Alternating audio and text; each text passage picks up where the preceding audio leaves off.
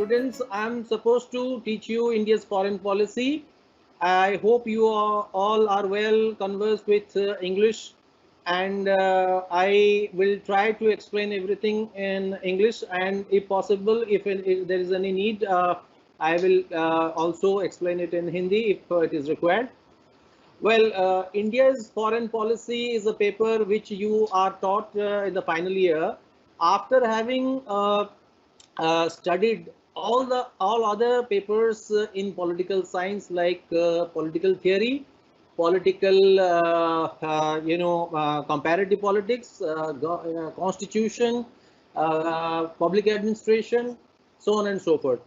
And what is important here is to know that in order to understand foreign policy, which is part of the broader discipline of international relation, you need to also have knowledge of political theory, comparative politics, even constitution, public policy, public administration. Everything is part of the understanding of your foreign policy, because in the modern time, foreign policy is not supposed to be studied in isolation. It needs to be understood in the larger context of political economy, political socialization, political culture, ideology. Everything has to be understood in order to have a larger perspective of foreign policy.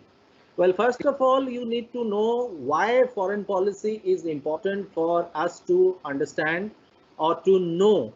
It is because we are living in a world which is interdependent and interconnected, and therefore we have to have relationships with other countries the way we have our social relationships within the national boundary. We have also international relations. Here we have relations with the human beings in the society, and with other institutions and different processes in which we as human beings we get interaction with. But in international relation, we deal with abstract entities called nation states. Therefore, we have to have some mechanism through which we will have interaction between one state and the other and another. So the relationship between the two states or a group of states will be understood in the broad framework of their policies, programs, so on and so forth. So therefore, foreign policy is important to be understood in order to understand the nature and character of international relations and international politics. So the nature and character of global politics determines our national and local interest, because we live in a globalized world. So globalized world makes it contingent upon us to have knowledge about each other, and this knowledge comes from the policy documents of the nation states. Today, in this increasingly globalized world, nation states across the globe are getting interconnected so far as their economy, culture, and security needs are concerned, because we are living in a world which is faced with many challenges. Nation states have to negotiate with those challenges, and those challenges come from different quarters, like the economic challenges, security challenges, and so many other challenges from human security angles. But nation states are not independent, and they are not self-sufficient to fulfill all their needs. So therefore they have to depend upon others. For example, economic needs are such that no country can claim to have everything what it requires for its survival. So every country needs something or the other to be supplied from outside. So it is not possible for any country to remain in isolation. For development and progress, each nation is intrinsically linked to the world outside. Hence, it is important to understand how these relationships are based on complex interdependence. You must have already studied about the complex interdependence theory, the neoliberal theory. Uh, so there you have studied how cooperation and conflict have been seen as part of the international politics, and in this complex situation, interdependence is also created in a complex network of relationships. Okay, so there are conflicts, but at the same time, nation states also, cooperate with each other because they are dependent upon each other.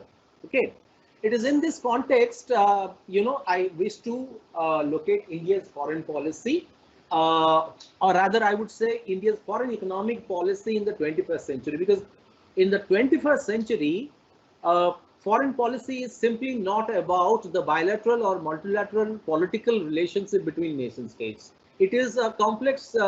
It is based on complex interdependence. Therefore, your relationships are also based on your economic relationship. So, foreign economic relationship would be more apt to describe the foreign policy relationships.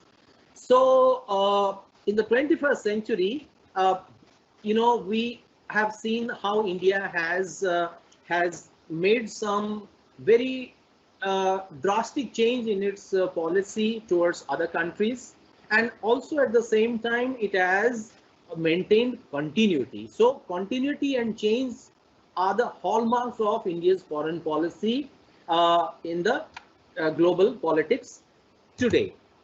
So we can explain foreign policy, first of all, as an extension of the domestic policy of the state. So no foreign policy is insulated from the domestic policy, because what is happening inside the country will have its repercussions on your external policies as well, because there is a link between the internal and the external. So our ideals, objectives, and aspirations as a nation will also be reflected in our foreign policy, which have to be, then propagated at the larger international domain through our foreign policy. The foreign policy, I would say, helps us understand our relationship with other countries based on our needs, which are diverse in nature, such as economic, political, ideological, and last but not least, the security aspect, which is very, very important in today's world, that our security is dependent upon so many factors that as a nation state alone, we cannot have an insulated kind of existence in which we devise our own security policy and programs without taking into account others in the neighborhood and in the larger extended larger neighborhood.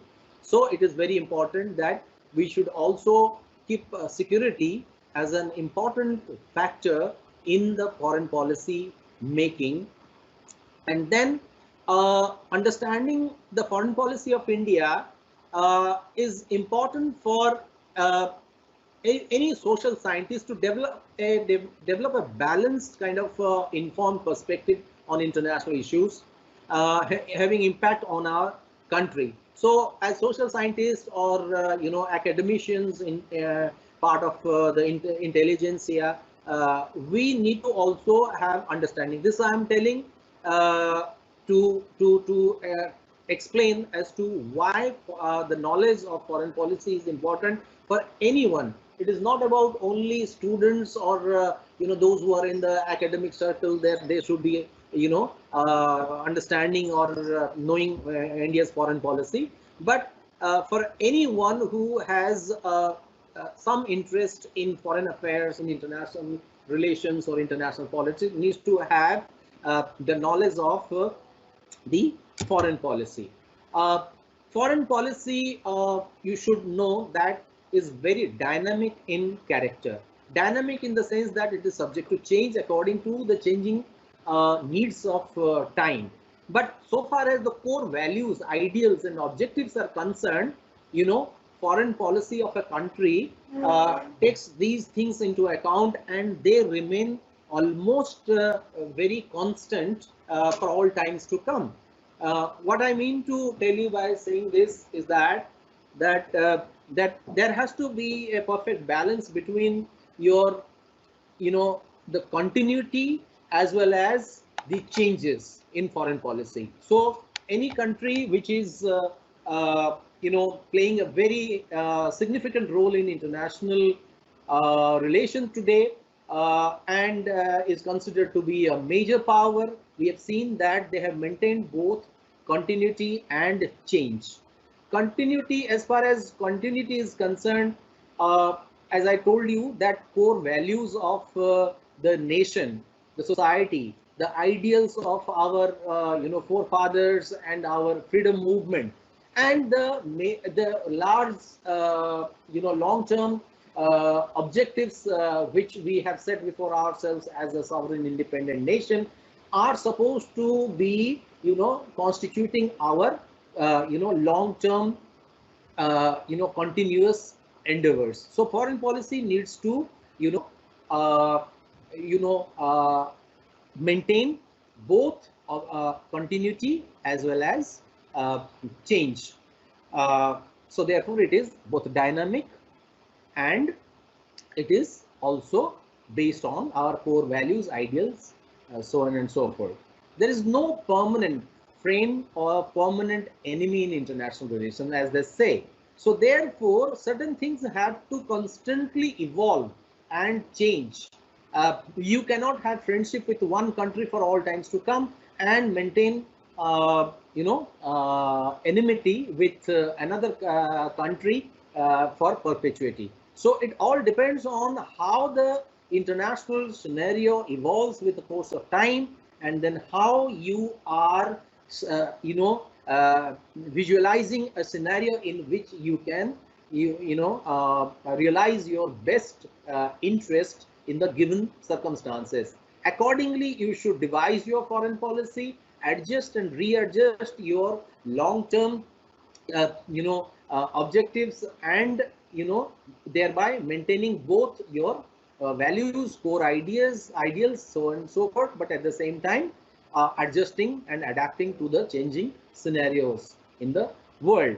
So we need to understand the changing character of our relationship with our neighbors, the distant countries, based on the contemporary needs of our foreign policy goals. Now, coming to India and its relationship with the world, we have to, locate India in the larger context of the international community. So our journey started as a sovereign independent nation state 70 odd years before, when we got our independence. So we have evolved since as a mature democracy and an emerging economy and a formidable military power, from being the at the forefront of scientific and technological progress, which adds to our soft power status. So this is how we have evolved as a nation state, and accordingly we have set before ourselves certain goals and objectives as a nation state, which are based on our needs, our expectations, and the futuristic goals. And being one of the oldest civilizations, India has its own vision and aspirations, which are in tune with its philosophical, historical, and cultural ethos and traditions. So when we are engaging with the external world, which is the larger international community, we project ourselves as an ancient civilization with certain core values, cultural ethos, philosophical traditions, uh, historical achievements, so on and so forth. And that is what the image we create in front of the world. Secondly, as a soft power, uh, a most important aspect of our foreign policy is based on the core belief, as I said, in democracy, liberalism, multiculturalism, on the principle of secularism, free market economy. These are the characteristics of India as a nation state, which others perceive us as that we are a great democracy, we value liberalism, we respect multiculturalism, the principle of secularism is part and parcel of our cultural ethos, and then we subscribe to free market economy. So if you put all these characteristics together, then you find that India comes out as a very, very successful model of a true liberal democratic state. And then the historical and ideological underpinning of our foreign policy draws strength from the legacy of anti-colonial struggle. I am, giving you a large and broad, historical context to the making of India's foreign policy, and then I will come down to the basics of determinants and so on and so forth. So, as I was telling you, that the historical and ideological underpinning of our foreign policy has its strength in our anti-colonial struggle, the legacy of anti-colonial struggle during the freedom movement.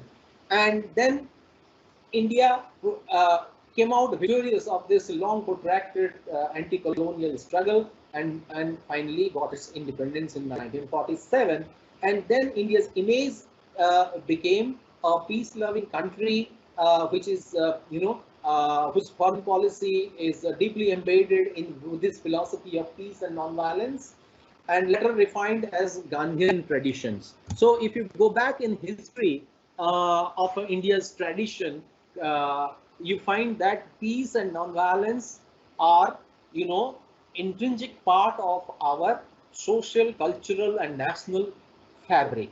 So India also came to be known as a country that espoused the cause of peace, non-violence in the great traditions of Buddha and Mahatma Gandhi. So this is about making of India as such. I will come to making of India's foreign policy later on, because in order to understand the policy of a country, first of all, you need to know the country, what fabric it is constituted of. So, as for example, in order to understand an individual, you have to analyze his or her traits, characteristics. Similarly, a nation state is also to be understood on the basis of its characteristics, traits. So India, as I told you, has imbibed all these characteristics, and at the international level we are known as such, as a democracy, as a vibrant democracy with liberal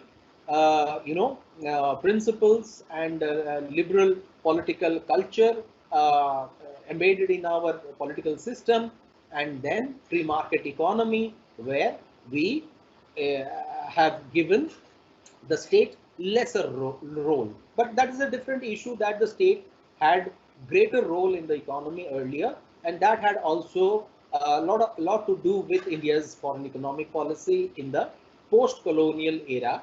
But later on, since 1990, we have seen how the role of the state has diminished to a great extent. So that is a different aspect of the foreign economic policy, which I will discuss later. Now, coming to the context in which India's foreign policy in the post, independence era is concerned. Now, for a moment, you go back to the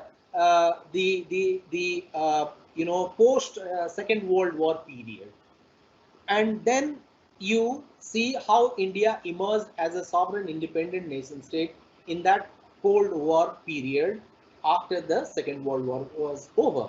So India was not the only country that had gained independence and became a sovereign independent state. The whole fabric of international nature and character of international community changed after the Second World War, as more and more newly independent nation states came into existence, and they became legitimate members of the international community. So after 1945, there was a drastic change in the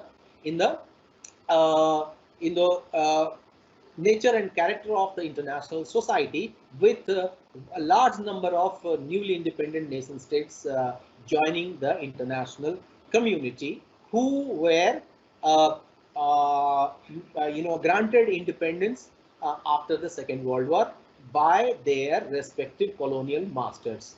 Because we know that after the Second World War, the era of colonialism, in the formal sense of the term, came to an end. So we entered into a new world, and India was one such country which had gained its independence, and India, therefore, was supposed to now start its new journey in the world, and therefore its foreign policy needs to be examined in the right perspective.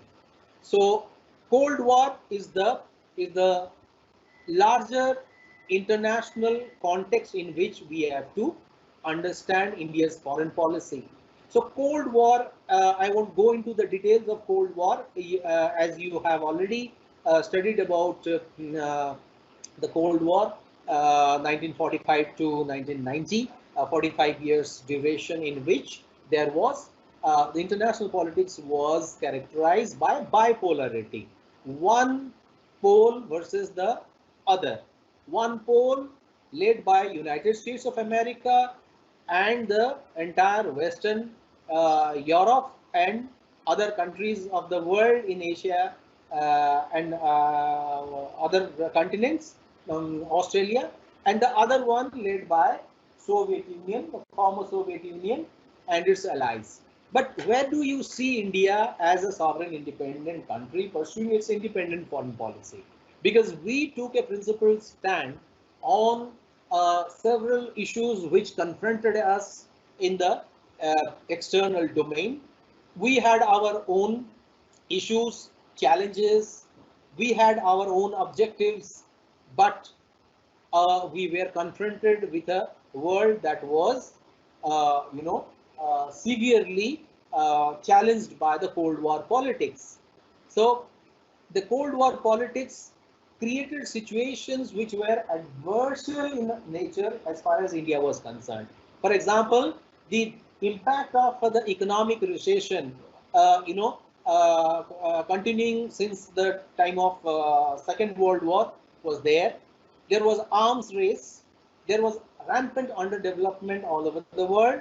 There was therefore this north-south divide between the developed and the underdeveloped countries. So India therefore was faced with a serious challenge. So if I take you back to our historical, cultural, and anti-colonial struggle legacies, you will understand that India stood for something else. We did not look forward to a world which was divided by Cold War. We did not look forward to a world which was threatened by arms race. We did not want to, live with poverty, underdevelopment, illiteracy, so on and so forth. So therefore, development was one of our, primary objectives.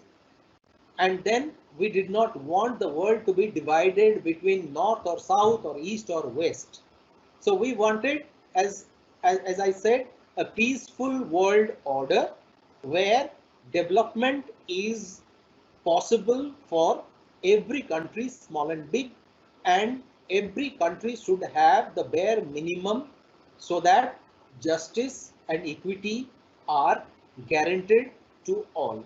But unfortunately, India was not to be granted its, wish to see a world that is free from hunger, free from war, free from violence, and so on and so forth. So we confronted a world that was not so very conducive, a place where India's much cherished ideals and objectives in the post war period or post independence period could be achieved. Okay, so now what India stood for and why I'm telling you all this is that what we did or confronted based on those factors and the actors of the Cold War, we devised our foreign policy. So in order to understand the post-independent foreign policy of India, you need to first of all understand the context, the ground realities, the challenges, and the other complexities of international relations at that point of time. So a historical perspective and a historical, understanding is important to to conceptualize what India's foreign policy was at that point of time. So as I told you that being a newly independent nation state, born in the third world, so-called third world, because the first and second world being the liberal capitalist world and the communist socialist world, we were not able to identify ourselves in any way with those, countries. So they were indulging in bloc politics, Cold War politics, which we had no interest in. We did not have any interest in that. So what we visualized was that a new world order based on the vision of a multipolar world. So the world was divided into two poles. This is known as bipolar world. But we did not want a bipolar world. So therefore, we thought of creating a multipolar world free from nuclear weapon, poverty, hunger, malnutrition, illiteracy, so on and so forth. So this is something which was a very, very comprehensive, aspirational vision of India, which was, propagated by the forefathers of our freedom movement, and we carried it forward under the Nehruvian idealism. This articulates India's stand on equity and justice in world affairs. That means India wanted to create a world that was based on equity and justice. And equity and justice means that every country, small and big, powerful and not so powerful, should have the bare minimum to survive and live in a dignified way. So, the whole idea of human rights, it is not only, for individual, it is also for the collective called the nation. So, human right talks about what? That certain rights which are intrinsically linked to human dignity. So the nations are also a collective entity which need to have dignity in their existence in the world. So therefore, India talked about equity and justice for all. India envisaged a world order based on anti-imperialism. So, these are the core principles of India's foreign policy. So, if you have a broad idea of these principles, then you will be able to understand the, the post-independence foreign policy of India in the right perspective. So, anti-imperialism is something which we thought was necessary for the world to embrace in order to create a world that is based on justice and equity and democracy. Because imperialism had done a lot of harm to the international community, particularly those nations, states which are located in the erstwhile colonial world in Asia, Africa, and Latin America. Then anti-racism. See, racism was propagated, used as a foreign policy tool by the developed European states in those times of imperialism. And this is something against humanity, this is against human race, and this is against the principle of natural justice of equality. Based on equality. So, racism also is something which we, entirely rejected as a foreign policy tool. Then we talked about new international economic order in our foreign policy. New international economic order is something which the uh, uh, you know, countries like India, which had gained their independence in the post Second World War period, wanted to replace the existing one. The existing one was based on the Bretton Woods system created by the Western countries led by America, in which the IMF, World Bank, and the GATT as institutional mechanism, was created.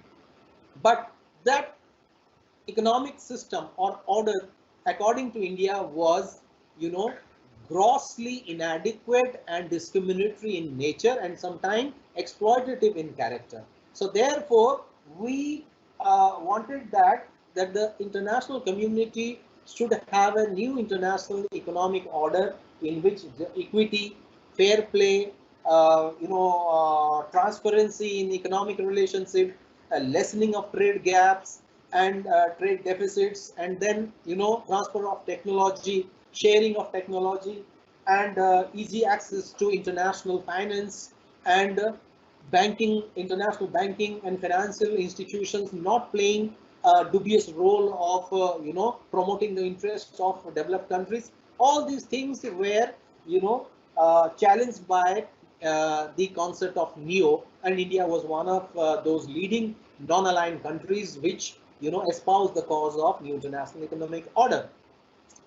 Then the most important thing which India wanted at the international level, in the larger international domain, was to democratize every institution and to make it more participative and inclusive in nature.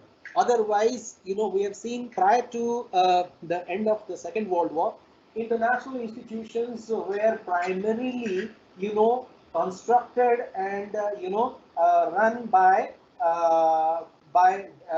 Western countries based on their own vested interests. So they deliberately kept a large section of international community outside the framework of the international institutions which they created from time to time.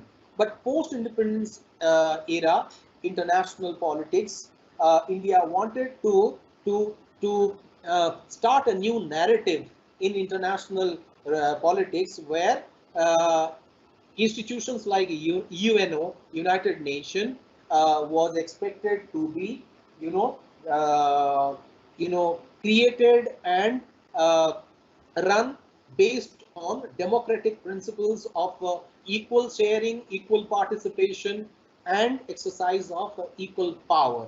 So, I mean, we have been very critical of the veto power of the permanent five. Why they should be having exclusive power of veto when the rest don't have. So UN, therefore, as India said, or India wanted, needed to be democratized. Then comes another very important aspect of international politics of that era, that is called the Cold War tension, which was, aggravated, accentuated by things like arms race. Arms race had something which India did not approve of, was the economic cost as well as its overall impact on the international environment in terms of creating tension and stress in bilateral and multilateral relationships. When there is arms race between and amongst nation states, it has therefore two repercussions. One is that it entails or involves a lot of expenditure, military expenditure, to develop new weapons of all kinds, like normal conventional weapons to non-conventional weapons such as nuclear weapon, atom bombs, so on and so forth. So that is the economic part. The other part is when you have an arms race, it unnecessarily creates tension, anxiety, and stress in the region, thereby affecting not only bilateral political relationship, but also it has its larger impact on the economic activities in the region. So therefore, arms race is something which India stood against. So against arms race, what you should be propagating? India propagated comprehensive disarmament. It is not only disarmament but comprehensive disarmament, because disarmament as such was tried by the nuclear powers, the big powers, from time to time during the phase of Depan and other such provisions. But that did not work because there was hypocrisy in that. I mean, you cannot quantitatively reduce some arms and they then say that you have disarmed. That may be partially true, but it is not complete or comprehensive unless it is done in a full and comprehensive manner by focusing on the qualitative aspect of it. So both qualitative and quantitative disarmament is required when it is completely comprehensive, where all the countries, big and small, powerful and not so powerful, nuclear and non-nuclear, everyone goes for total disarmament. Then only we can achieve the goals of peace, real peace. Okay. So the other thing which India stood for or propagated in the post independence era was the focus on collective security as against uh, balance of power security. And collective security is something which is guaranteed by international organization like United Nations. But if you go for balance of power, security game, then it is left to the individual nation states to have their own, system in place to guarantee national security. So that is something which promotes, more, mm, bad blood between nation states, and they create enmity and they perpetuate their hostilities. So collective security on the other hand, which India subscribed to, uh, was to guarantee real security to all nation states, where one nation threatened by another would be provided with security by all other nations of the United Nations. So an attack on one member state would be considered as attack on all other countries. So everybody comes to the rescue of that, uh, you know, uh, country which is subjected to aggression by the belligerent country. So now, uh, if you analyze these, factors which were there in the backdrop, in the background when India developed its, formulated its foreign policy, you will have a fair idea of what India was actually trying to do. So it is all about creating a new world order, which of course did not cut much ice, given the kind of Cold War, politics was concerned, but it laid the foundation of an alternative narrative in international politics in the post Second World War period. I forgot to mention two more points that in that vision which India had. Just an equitable distribution of resources. So that you can include in the new international economic order, in which just and equitable distribution of world's resources was something which India, wanted, so that the underdeveloped countries will have, if not equal but equitable share of world's resources to embark on the path of development which they had envisioned at the time of independence. And then uh, India, in the formative years of its independence, as we all know, we had a socialist orientation in our economy. We, though introduced a mixed economy, but there was a heavy, inclination towards, the socialist ideals and socialist, goals of our state. Uh, so this also was reflected in our foreign policy towards other countries, our affinity, closeness, friendship with the Afro-Asian countries, speaks of this kind of socialist orientation in which we also thought of their development, their well-being, and therefore we wanted to create a platform, which I will talk about non-alignment later on, which created the background for the non-aligned movement. Uh, After that, one contextual reality you need to understand as far as India's foreign policy is concerned was the three major wars which we fought initially after independence. That also had its bearing on the making of India's foreign policy. Uh, the it also therefore uh,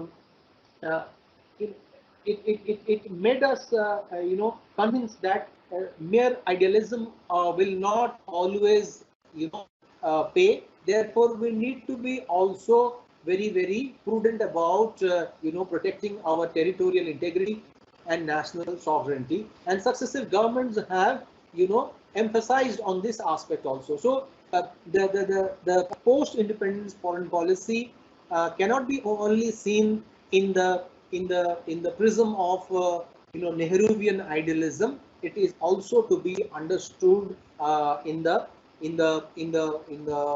pragmatic policies of Mrs. Indira Gandhi, followed by Atal Bihari Vajpayee, and now today Narendra Modi. So, but going back again to 1947, 1962, 1965, 1971, these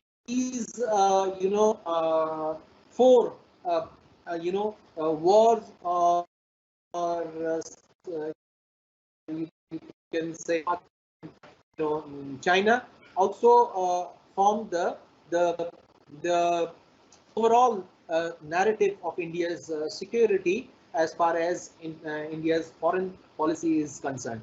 So therefore, we have recognized two major regional rivals, oblique competitors, oblique enemy, that is the Pakistan and China. And therefore, whenever we try to understand our foreign policy, the strategic interest of India has to be analyzed, understood, and explained in terms of our bilateral relationship with Pakistan and China. So that is another aspect of our understanding of international foreign policy. The other aspect is India's foreign policy towards the then superpowers during the Cold War. That also has its own, dynamics. We need to understand that in the right perspective when we discuss in detail the relationship with them individually. Uh, then now, the contemporary challenges and opportunities in which we have to see India's foreign policy. Uh, the we have now entered into a new phase of international relations where international politics has been uh, entirely based on has been created, and it has been molded entirely based on real politics, and geopolitics plays a very important role in that. So we have to understand the post-Cold War scenario in a different light as far as India is. Hello, student. Shall we get back to the discussion again? Okay, so far I have explained you the broad, contours of India's foreign policy in the post-independence period. The determinants, objectives I have discussed, determinants we will discuss. But before that, I will complete the the post Cold War phase, in which certain new challenges and opportunities have emerged, uh, on the basis of which we need to now visit India's foreign policy goals and objectives in the post Cold War period. Uh, the new world order, which came into existence in the 1990s with the end of Cold War, was something which India had to, to locate itself and recalibrate its foreign policy accordingly. Uh, the important thing is that in this phase, India was confronted not only with uh, challenges which also existed in the past, but this time India also found uh, certain opportunities to be grabbed, because after 70 odd years, India had reached a stage where global stage where India was, raring to go for the next, phase in its, life as a nation, to play a more, important role in world politics. So uh, let us understand what the post Cold War international order was like.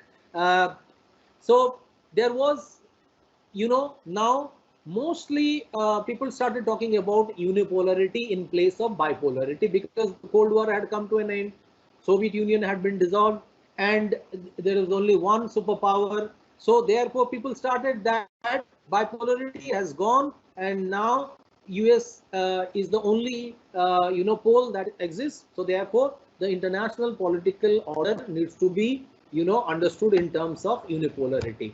But that was not true, because as we entered the last decade of the 20th century, that is 1990s, a new world order also brought about economic globalization. And economic globalization paved the way for a multipolar world which existed alongside the US dominance that characterized unipolarity of the political order.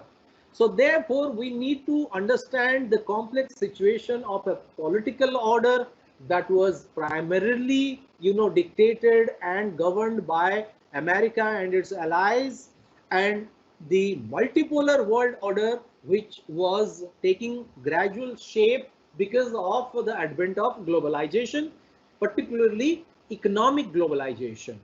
And India therefore had to adjust to this new reality, while ensuring its national interest under those trying circumstances. What was India's national interest? Most importantly, India's national interest was, you know, defined in terms of our economic interests to start with, and later on it became our national security interest. So we have to understand the post-Cold War international politics uh, and India's foreign policy in the context of globalization and national security.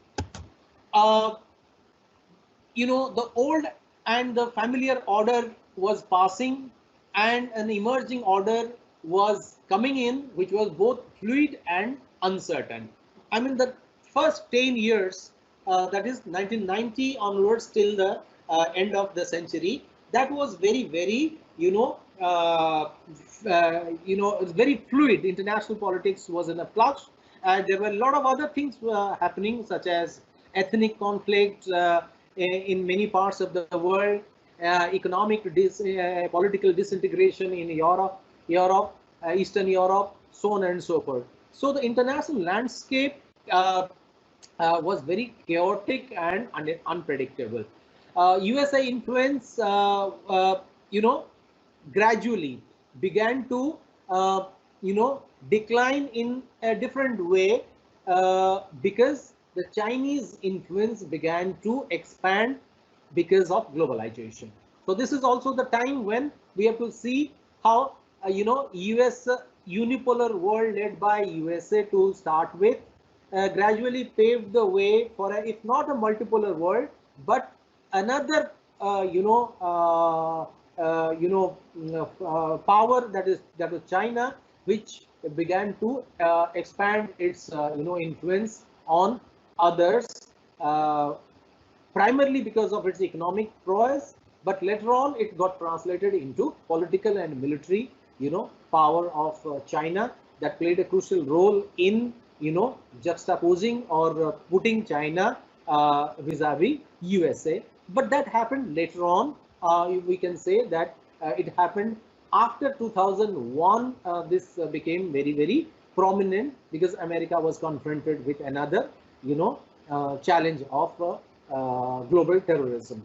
Uh, so uh, this is the time when no guarantee of security was coming from any country, because no superpower politics or Cold War politics was there. So therefore, security was not something which was given because of ideological affinity or ideological closeness to any country. So therefore, every country was left to fend for itself as far as security was concerned, and India was also another country, another such country which had to also think of its own security. So India's foreign policy during this time was, you know, was directed towards not only creating a new economic narrative in the country, but was expected to put in place a viable, security infrastructure in place. So therefore, we went for that nuclear explosion in 1998, Pokhran 2, and we became a nuclear weapon state.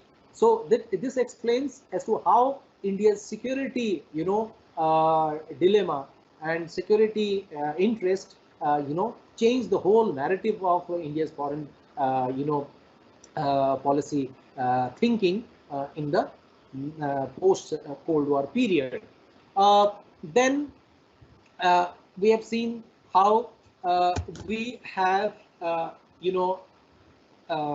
confronted with a belligerent China over a period of time in the 21st century, early 21st century, and then we have a constant pain in the neck in the neighborhood called Pakistan, and it became all the more dangerous when Pakistan also became a nuclear state, following our nuclear program and nuclear blast, and therefore at that point of time, India was confronted with two belligerent neighbors. One was threatening directly to India's, territorial integrity. The other one was both a threat to India's territorial integrity and economic interest. That was China. So try to understand how complex the situation is, where India was to devise its new foreign policy, its a new economic and security policy.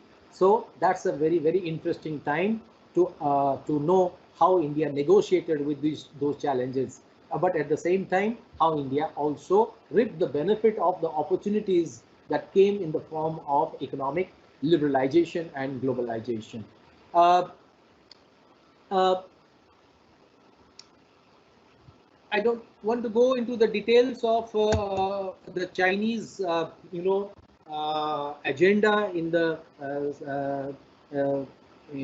region, but we have to only keep that in mind that when we formulated our foreign policy in the post-Cold War period, obviously China figured prominently in our scheme of things.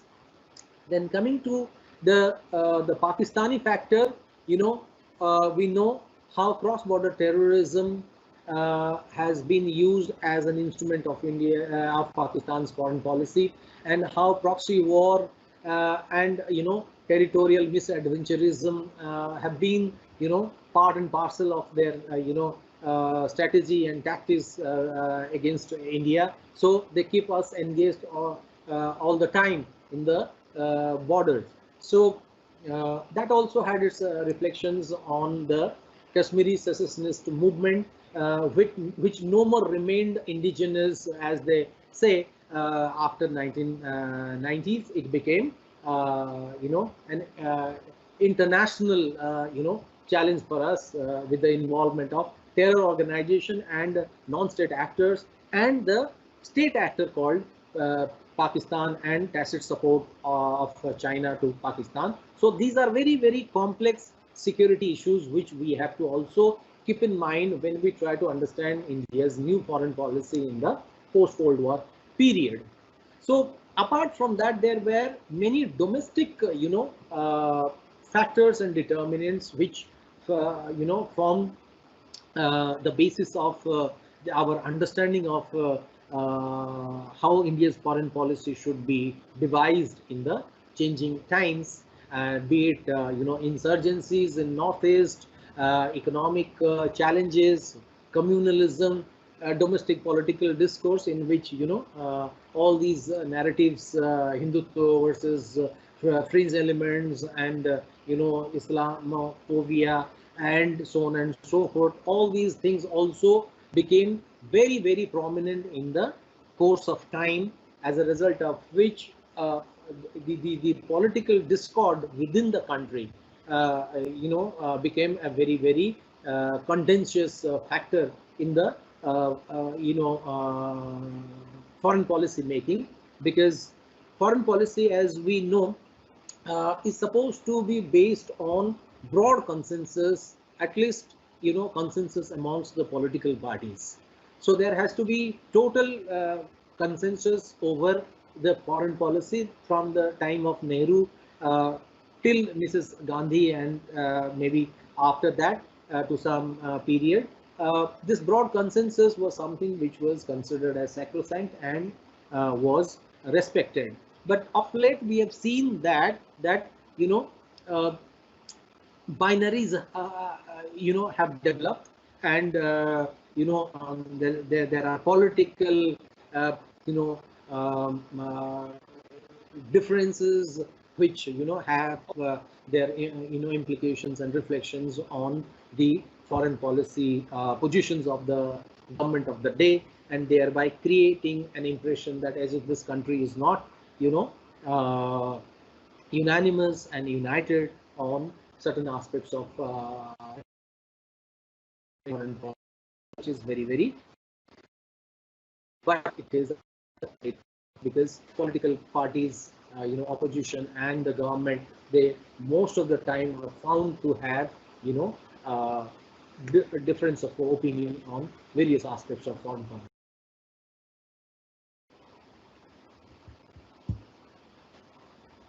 Okay, so I was discussing about the challenges which India faced after the,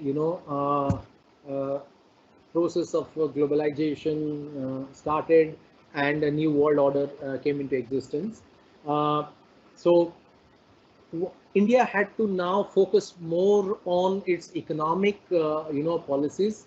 But since, as I told you, since India was not a very self-sufficient country, it had to, fall back upon the outside world, and outside world was now, having a new system based on globalization in which India had to, interact. So therefore, we had to also change many things, as far as our economic system was concerned, as far as our economic policies were concerned. As you know, we were a mixed economy with socialist orientation. So all these things had to be changed. So India's foreign policy from now on has to be understood in terms of India's foreign economic policy.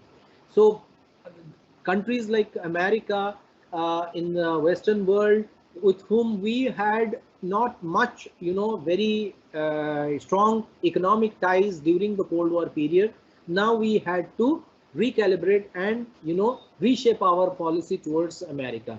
Similarly, also we,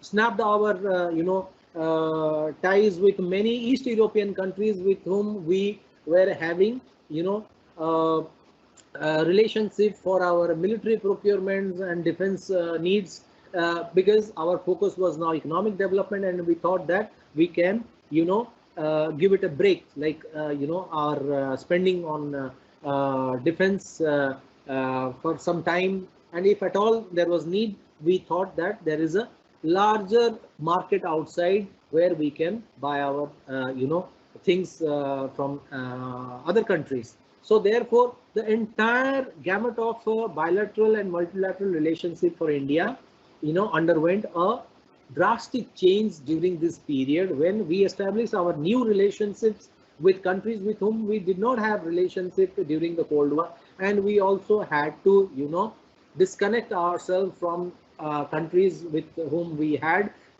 some relationship with regard to our defense needs and other things in the past. So it's a now new kind of a situation in which we were working. But at the same time, as I told you, the change and continuity always remain our primary focus.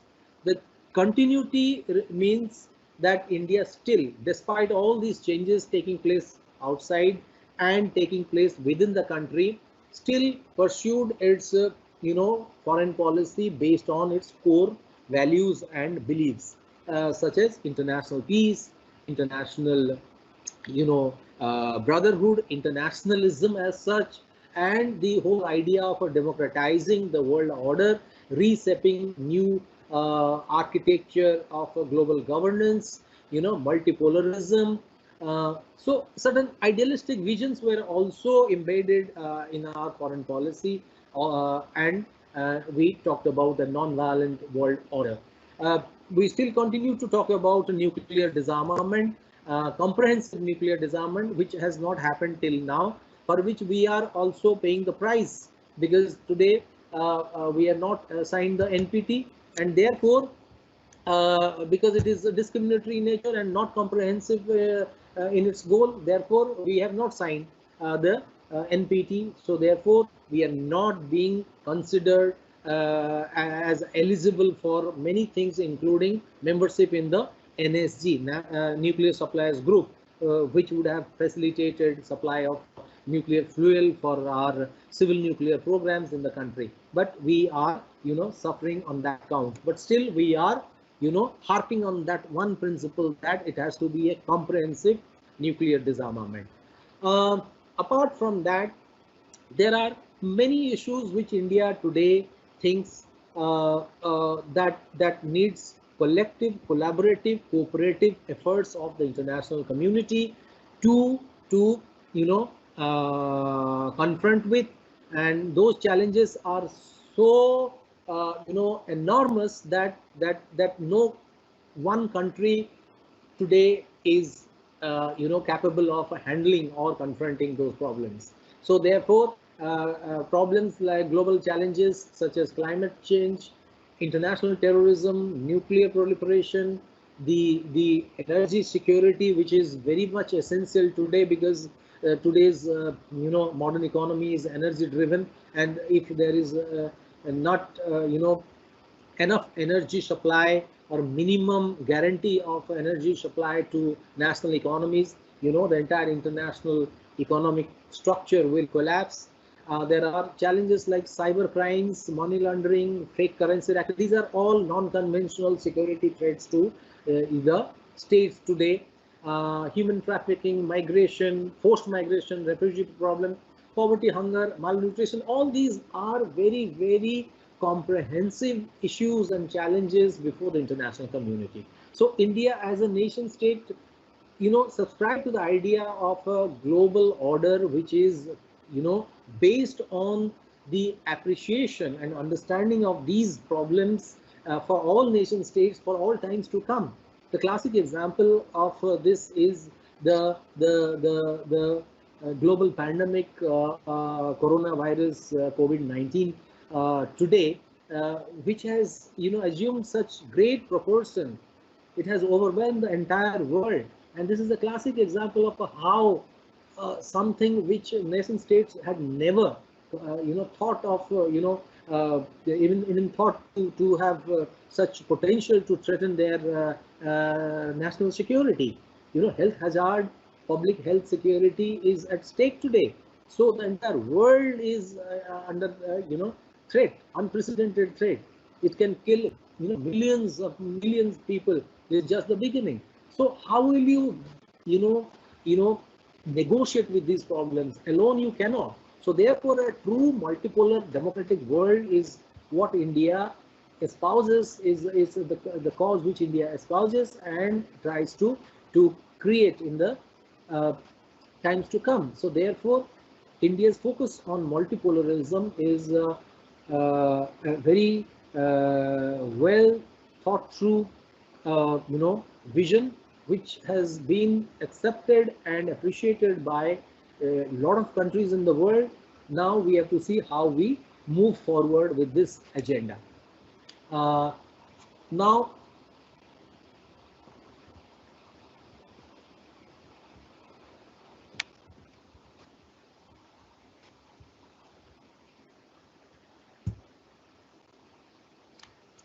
so now we have to, come back to discuss uh, the present era, in which we have a strong national government at the center in India, uh, which believes in consultation and consent to resolve bilateral as well as multilateral issues. That means we believe in dialogue, discussion, and mediation to resolve international disputes, whether it is bilateral or multilateral. So our core, idea rests on our belief on the uh, the merit of democratic methods of talks, discussion, dialogue, so on and so forth. This government has a very clear-cut policy as far as cross-border terrorism is concerned, that terror has to stop and then the talks will resume. Talks are important, but talks cannot, happen only when there is chaos and noise all around. Chaos and noise created by the terror attacks and assaults on Indian territorial sovereignty. Uh, Kashmir issue remains an issue for us, but it cannot be considered as a core issue that should be, uh, taken up uh, by Pakistan and India on a priority basis. So we want that India and Pakistan should resolve all their outstanding issues, including the issue of Kashmir, but in a more civilized and more democratic way. So that is the core focus of India's foreign policy towards Pakistan. We have made it very clear. But of late, we have seen India has also started pursuing, that is called hot pursuits, which India has adopted, where India is going for proactive and radical measures against such elements which are threatening India's territorial integrity. Uh, with regard to China, uh, India pursues the policy of engagement, despite all misgivings and territorial claims and counterclaims in the background. We still have maintained our cordial relationship with Pakistan in a spirit of collaboration and competition. China, has this strategy that it will compete with, India as far as its economic interest is concerned, and it will collaborate with India as far as vision, as far as the vision of a multipolar world is concerned, to counter USA. But at the same time, it will keep India engaged in border skirmishes and will keep its claims on India's territories alive, to keep it engaged in the frontiers. Uh, India believes that Chinese perceive India to be a rival and a global competitor, which might surpass its economic power in future. China has this problem, which when we discuss China in detail, we will discuss how from the very beginning China sees India to be a competitor. Uh, so they want to tie India down with low-scale military conflicts and territorial issues, as we have seen from Doklam to the recent ones. There are, low-intensity border skirmishes between the two countries, but India has maturely, handled these issues. Uh, and their growing relationship with China is a cause of concern for us, but we uh, have been watching their relationship very closely, and accordingly we are preparing for the future.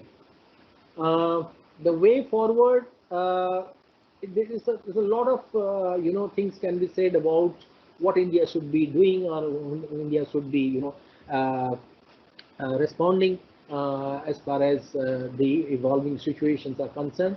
One very good thing India has done in the recent crisis, Corona crisis, that despite all the provocations, India has remained, you know, glued to its effort to fight coronavirus, and not unnecessarily indulging in, bilateral, bickerings with China, or blaming, as the Western countries are indulging in blame games as far as the virus is concerned, how it came, where it came from, and all that. India has not done any such thing. So that's a very good thing India has opted to do at this moment. Uh, the focus India should be having today is to strengthen foreign economic relationship with all countries, given the kind of future challenges one might foresee for an emerging power like India. As we know that we are an emerging economy, we are poised to be a $5 trillion economy in the next 3 4 years, and this economy is energy-driven economy. We need a constructive engagement with countries from where we have sources of energy supply to this country. We should also open up our, uh, negotiations and bilateral relationship with countries with whom we can, from whom we can get our, alternative sources of energy, like non-conventional sources of energy, you know, petroleum products and gases. We are dependent upon the Middle East.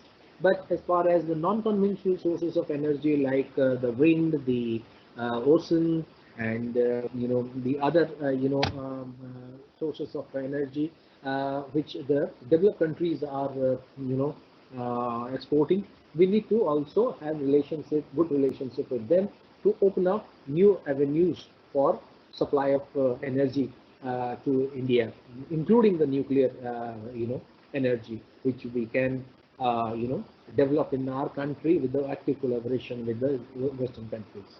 Uh, at the same time, our strategic environment needs to be also given utmost priority, where we have to see the immediate neighborhood from all sides, whether it is Central Asia, Afghanistan, Middle East, or Southeast Asia, South China Sea, the Indo-Pacific region. All these are now potential, targets of Chinese, adventurism. They have, historically, maintained their, territorial claims over many countries in this region. But now India is poised to play a very important role in all these regions, be it, Pacific region, be it South China Sea, because Vietnam is a very close ally of India, economic ally. Uh, then South Asia, Middle East, because of many factors. So we have to look at that aspect also. And look East policy, act East policy of the present Narendra Modi government are some of the examples of how we are trying to, cobble up a very, very I mean, productive relationship with these countries located in the regions, extended neighborhood.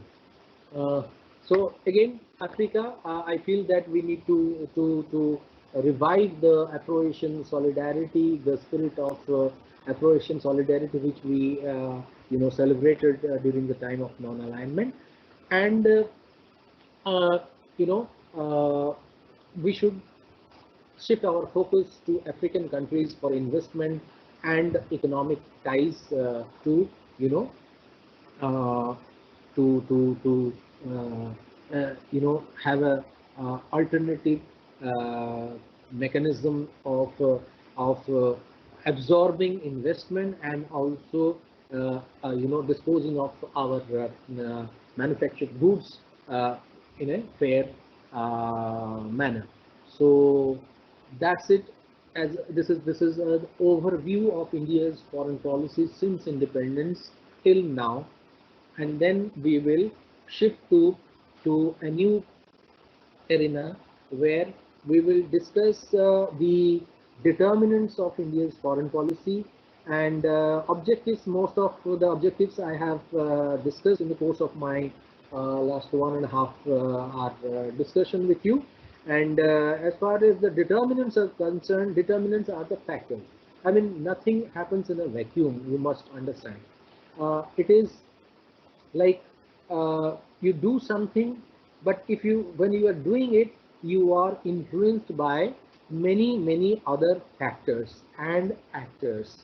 So that is very important to understand. And determinants of India's foreign policy, I would say that you have to have two different types of determinants.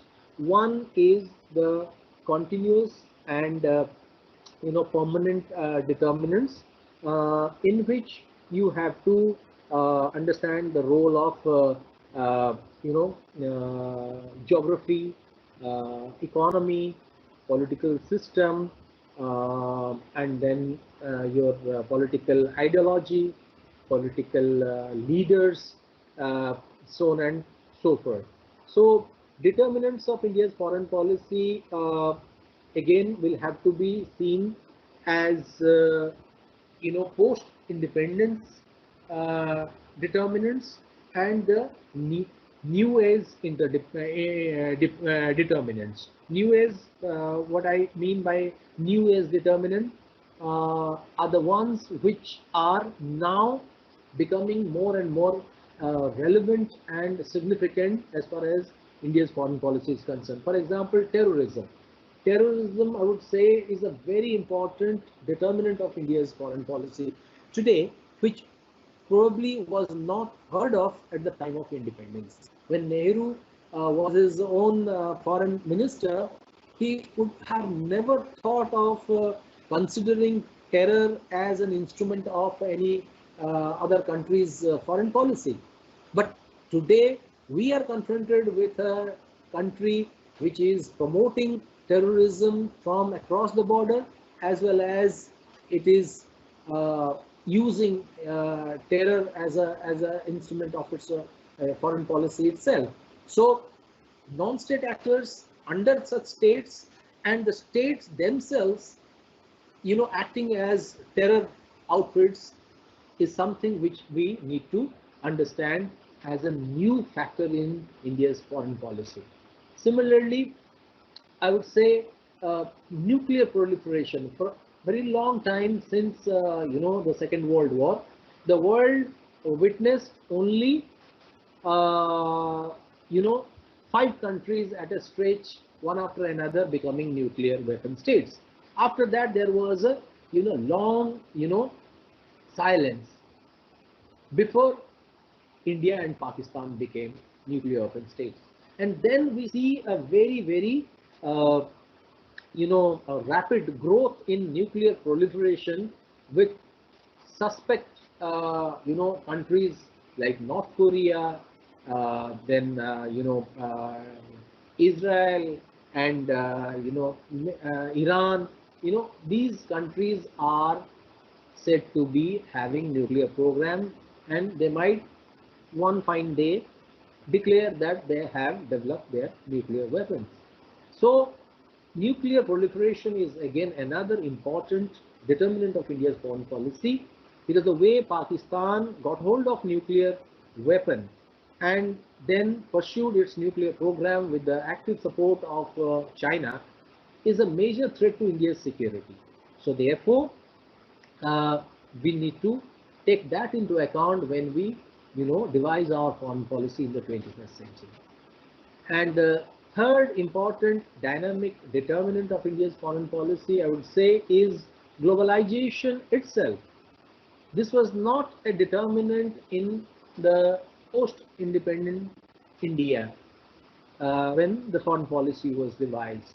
So the process of globalization in itself has a lot of, you know, deep impact on in the making of India's foreign policy, because today India's foreign policy is known as India's foreign economic policy. So we will very briefly discuss in the next 15 minutes uh, as to why and how these determinants have played their roles in the making of the foreign policy. You see, as I said, geography, economy, political system, your historical legacy, culture, these things are permanent determinants of foreign policy of any country. Wherever they exist, irrespective of the continent, these things, you know, determine the foreign policy very, very significantly. As far as India is concerned, how do you see geography as a determinant of India's foreign policies?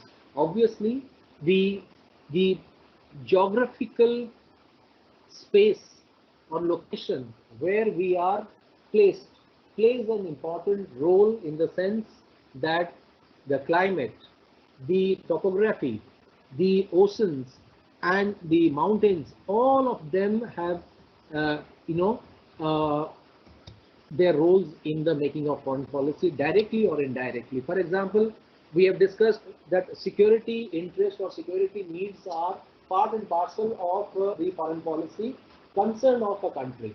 So, as far as India's security is concerned, how do you think India should have, uh, you know, uh, put in place a policy which would, ensure its, maritime security? That means India will have to have good relationship with the countries which are located in the maritime, you know, outreach of India. For example, Sri Lanka and the Southeast Asian countries, Maldives, and, you know, other countries in the near vicinity within the territorial, uh, uh, uh, sovereignty of India.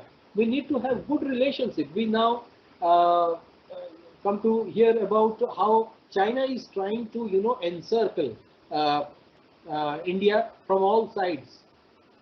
Hmm. Pearl of, string of, pearls theory.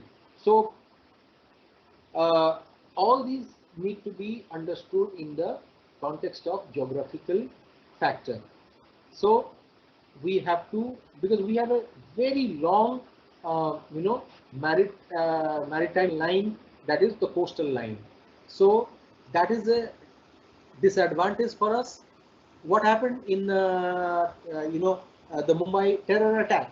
The terrorists came through the sea route, and we were quite vulnerable. Our national security was threatened, was compromised with. So geography here is a very, very important, uh, you know, determinant of foreign policy. Similarly, the huge mountains. I mean, Himalayas are a very important natural, wall, which, helps India in protecting its national, territorial security. So that gives us a natural barrier from the enemy. It creates, hurdles. Similarly, if you put it in the reverse situation, certain things, also certain geographical features also creates disadvantage for us. For example, the deserts of Rajasthan. It's a huge stretch of border which we have to protect from the Pakistanis. So many a time we see infiltrators coming through the Rajasthan side, the desert side. So sometimes that becomes very difficult. So geography needs to be very understood in a very critical context. And one more thing, climate. And climate is very important, which is part of your geography, because climate is responsible for your economic activities. We have seen Africa as underdeveloped because of what? Because of adverse climatic condition in that whole continent, where economic activities cannot happen the manner it happens in the Mediterranean climate in Europe or America. So it is very important to know all those things. So geography, uh, and then economy. Obviously, a healthy economy, a strong economy is always a very important, determinant of foreign policy, because it gives strength to your national power. If your national power is, you know, uh, quite substantial in terms of economic, capabilities and economic wealth, then obviously you can play an important role in world politics. Look at America, or for that matter, today China. Their foreign policy is very aggressive and proactive because they have the economic power to to not only sustain themselves as big powers, potential powers, but also to sell themselves as, major powers or superpowers or great powers in the world. You have to have, money, wealth, and resources to, you know, dispense with others. So that is very important. A strong national economy contributes to a strong national power. And national power, therefore, is linked to your national economy. If you are poor, underdeveloped, then obviously you are not expected to have a strong foreign policy vis-a-vis others. Then comes the political leadership, political system, or political ideology. I club them together to discuss this particular determinant in the context of foreign policy, where you have to understand that political system has a lot of bearing on your foreign policy. What kind of a political system you are, whether you are a democracy, whether you are a military or a dictatorial state, despotic, ruled by a despotic ruler, it matters a lot in international politics. It is seen that it is understood that the international community is more comfortable with democratic regimes. So it has been observed that democratic states post Second World War international order have played a very important role in international politics, be it America, be it the Europe, and the whole process of democratization of the entire colonial world after independence or after the Second World War is something which we have to understand, how important it is to be a democratic country in the world. Your acceptance depends on what kind of a ruler you are. Obviously, our acceptance in the world would be much easier amongst the nation states compared to a regime such as, the erstwhile Gaddafi of Libya, or Saddam Hussein of Iraq, or for that matter, the present day Syria. So democracy pays. This is called democratic dividend. So that is what. But at the same time, other political systems also have their, impact on foreign policy. For example, the Nazi Germany is a political system which gave the whole, you know, idea of a racial superiority to the Germans. And Nazism, the political system under Hitler, created havoc in the world. So their foreign policy was, you know, created around this vision of a world being dominated by the superior Nazi race. So that is something we have to understand. So as far as India is concerned, we are a democratic country, a parliamentary democracy with a credible, political system that has been functional so far. So we have added advantage to that. So that is political system. Then political ideology. So gone are those days of ideology to a great extent today, but it is very important to understand ideology as a determinant of foreign policy, which is very contextual at the time of the Cold War politics.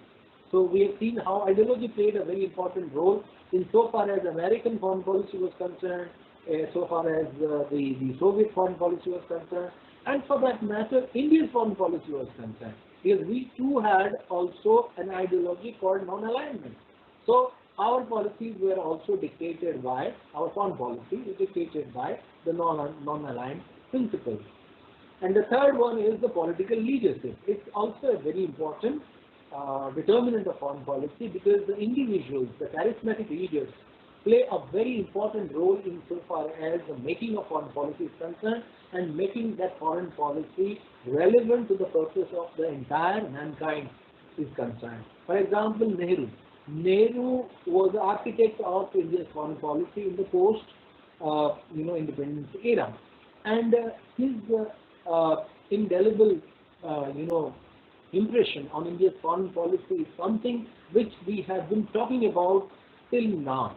So sometimes such characters, such charismatic leaders come in the national life, and they leave behind indelible mark on foreign policy making. So whether it is Nehru, whether it is Adolf Hitler, or whether it is in China, in Mao Zedong, so all these people have left their